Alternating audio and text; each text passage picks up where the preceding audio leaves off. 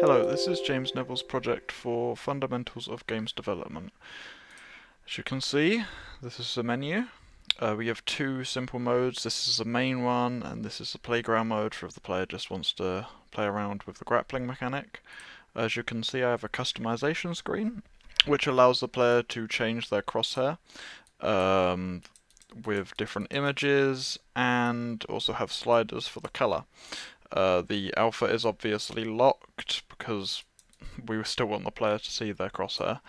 I believe this customization helps if you see in games like Overwatch and Valorant and similar games like that. It's fairly standard to have a editable crosshair to cater to everyone's preferences.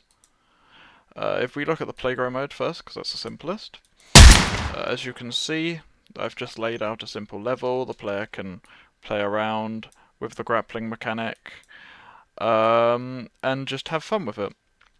So the grappling mechanic is fairly straightforward. The player left clicks to launch themselves to the place that they click, and then they can right click to increase their speed drastically.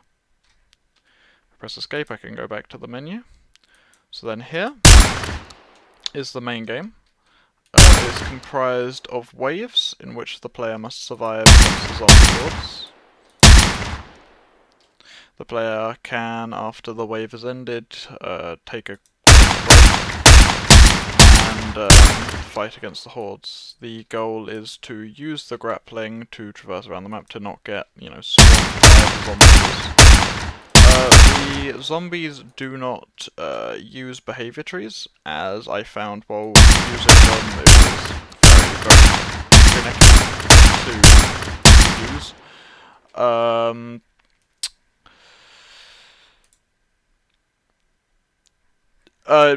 That is because the zombies and the zombies operate as a sort of hive mind. It's been much simplified since I set out the original scope, but the core concept of zombie and horde communicating together is still there, and doing so with behavior trees is very difficult because behavior trees act under the assumption that you're using a character, and it was also more advanced than it needed to be, added an additional level of complexity for no real reason.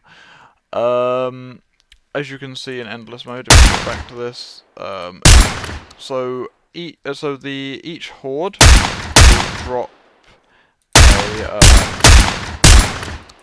an item, and that will be between a health bonus, which will give you some health, and a fire rate increase for a small period of time.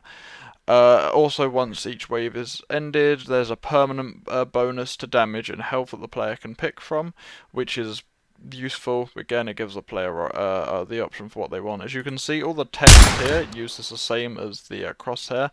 I find that just allowing the player to dictate most of these things is usually the best way to do it and the most enjoyable thing.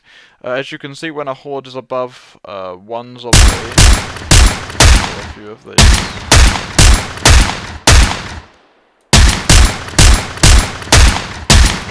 you can see that they flash a green light. This is to indicate that they are the last zombie of their horde, and they will always drop one of the items.